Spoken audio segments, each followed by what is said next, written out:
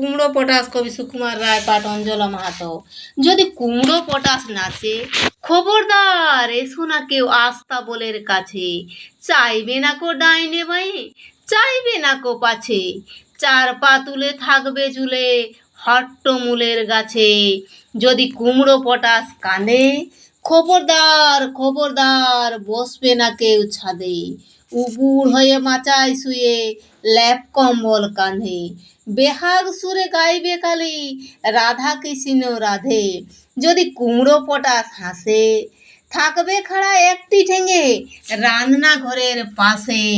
ঝাপসা গলায় ফার্সি কবে নিঃশ্বাসে ফিসফাসে, তিনটি বেলা উপোস করে থাকবে শুয়ে ঘাসে।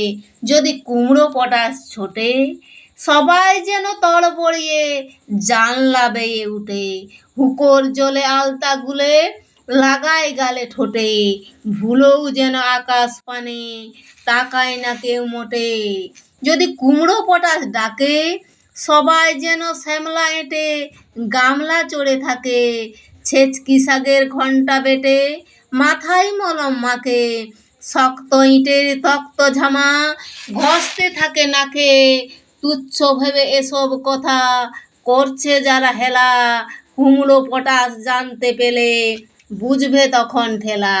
দেখবে তখন কোন কথাটি কেমন করে ফলে, আমায় তখন দোষ দিও না আগেই রাখি বলে।